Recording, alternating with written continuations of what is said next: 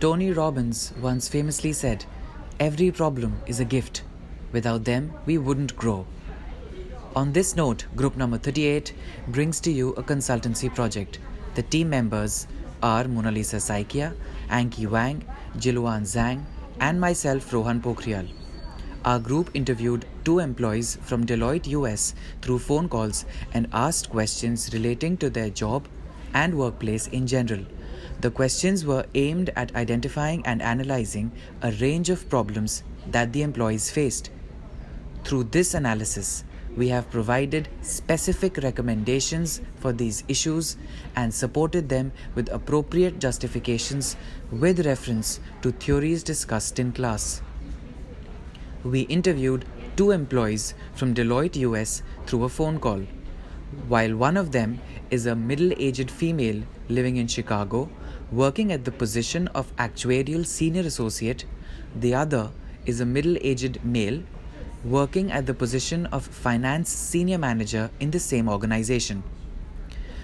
Framing the right questions in relation to theories discussed in class was a very crucial part of our report, since we observed that a direct approach was not always getting the employees to openly discuss their problems.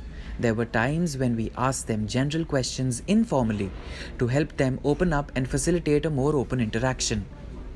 Therefore, we used a mixture of direct and indirect questions to get honest responses from them. We asked them questions like, how often do you get time to plan and go on holidays? Where was your most recent vacation? And do you like working in teams or managing projects by your own? Which one is more efficient? Amongst a variety of others. In this section, we are going to present an in-depth analysis of the problems faced by the interviewees as discussed with us. So the first dominant issue is work-life balance. In our interview, the first interviewee, she said she spent most of time on working, so have less time on life, and she feels like she's losing a lot of personal time. And the second participant, he also mentioned that he feels like he doesn't have a good work-life balance. So according to what the participants said, they were not happy with their job requirements as they had to often spend extra hours for projects to be complete. And sometimes, even during their holidays, during vacations, the work was constantly bothering them, and they also mentioned that they could not take time out for their family as a result of that. It even caused personal conflicts in some cases where family time was given to professional commitments. And one employee stated that calls and mails from work during holidays was really bothering his partner and preventing a sound sleep. As a result, both quality of work and family ties were suffering. The second important issue was the increasing amount of stress faced by the employees.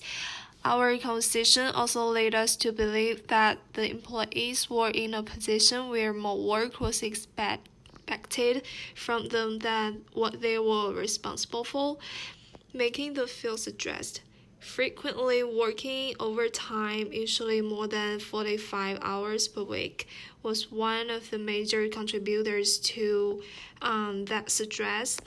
While one employee was expected to do all the execution work as the company was about to hire a new employee after a week, the other felt that the company wanted to improve the employees' working hours, but no concrete action was being taken in that direction. The third important issue was the level of job satisfaction experienced by the employees. The second interviewee mentioned that he was dissatisfied because he felt like he was doing a high visibility project and working with the VPs of the organization, which was relatively more important job than some of the other employees at his level was doing, but wasn't being financially compensated for it in any way. He then goes on and directly voices his concern by saying, "I feel like I am getting underpaid." The fourth and the last issue faced by the employees was poor quality of teamwork. According to them, it was because some employees were not properly qualified for certain projects. Moreover, the resources were not properly allocated, As a result of this considerable knowledge gap, and the trained employees had to do the underqualified employees' work, which was perceived as unfair and detrimental to successful project completion as more time was wasted among the team members in resolving their differences and individual doubts, rather than focusing on the client and the project in hand. To sum up, the problems could ultimately be categorized under concepts related to work-life balance, job satisfaction, employee stress, and teamwork, which have been demonstrated through verbatim highlights from the interview and analyzed in the light on the main themes that merged through the interview. Some suggestions or recommendations based on researches and theories have been provided as probable solution to the problems faced by the employees. The first one is work-life balance. The first recommendation to manage work-life balance would be to encourage more flexible work arrangements. For example, providing options of work from home, especially for employees who are parents, just like in our case.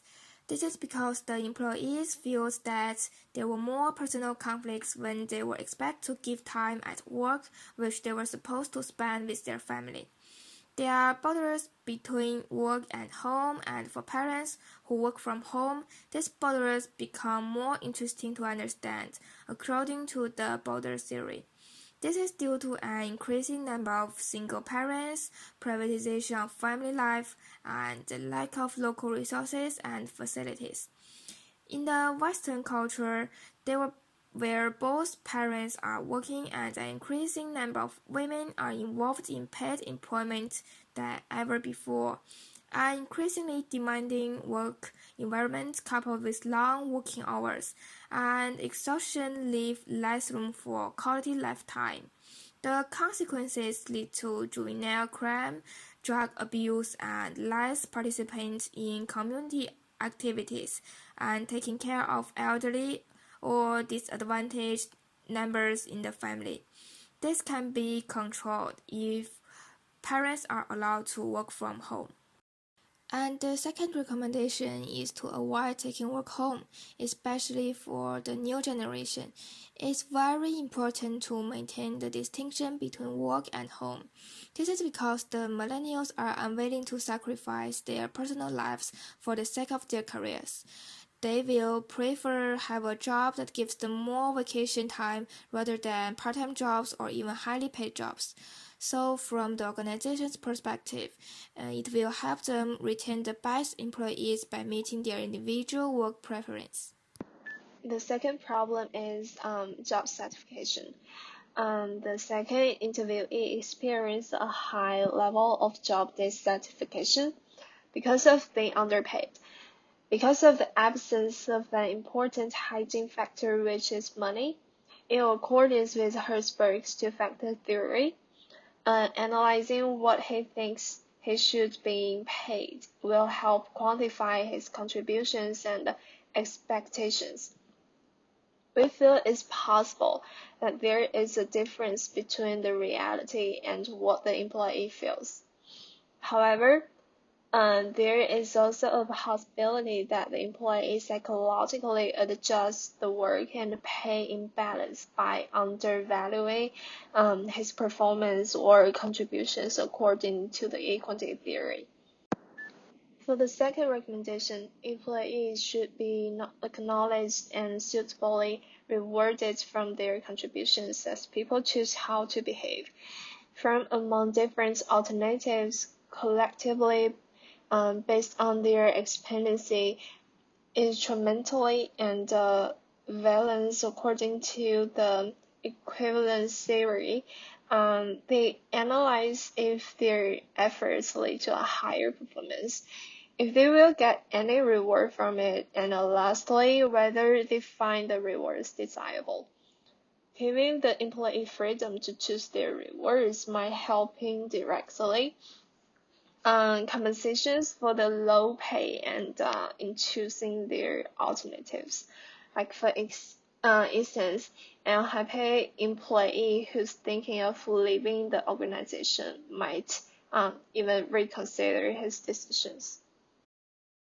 Stress as a result of high demand that implies high workloads and overtime, and low job control, which implied employees' potential control on his tasks. Researchers also suggest that workplace stress could lead to deviant behaviors, and deviant behaviors are generally known to have negative impact on the organization, employees, and customers as well, which ultimately affects the business overall.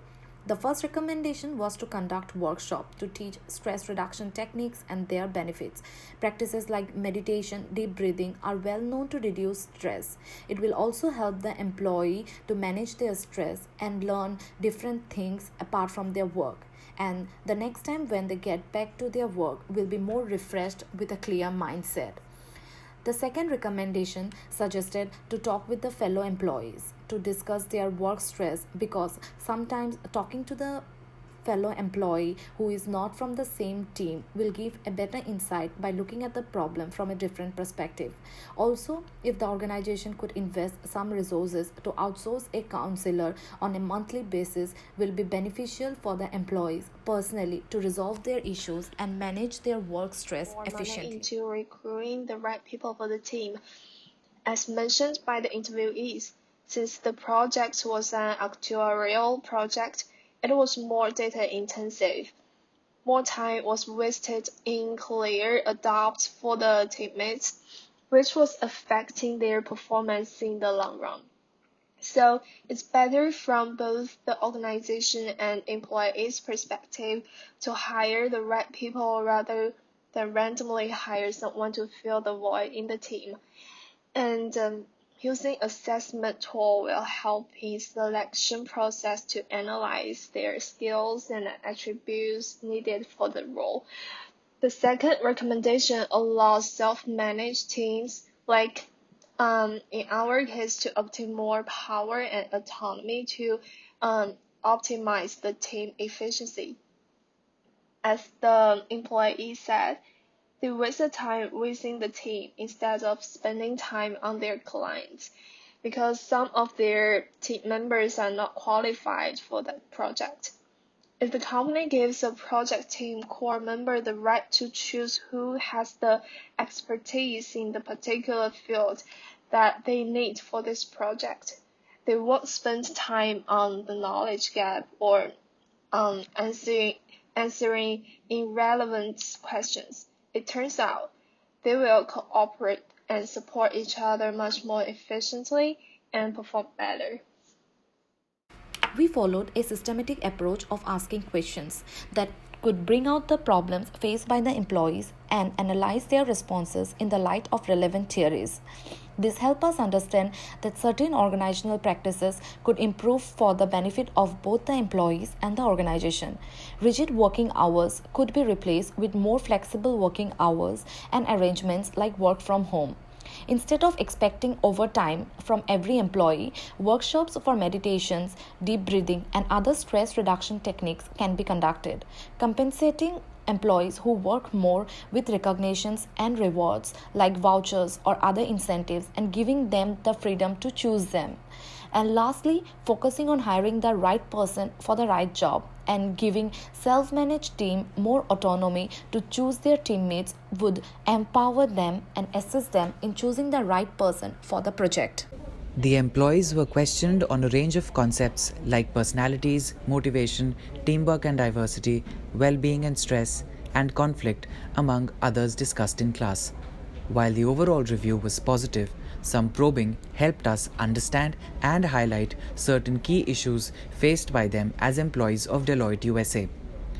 This understanding further helped us to frame probable solutions or recommendations for the organization as consultants. More focus has been given to explain why we recommended certain practices to the organization. The answers from the interviewees reflected problems related to work-life balance, which was affecting their personal time and space, high workloads and expectations of overtime, which was leading to high levels of stress for both the interviewees, job dissatisfaction due to less pay for more work, and lastly, poor teamwork because of randomly allocated resources and team members, leading to low quality performance and some employees doing all the work to compensate for the others.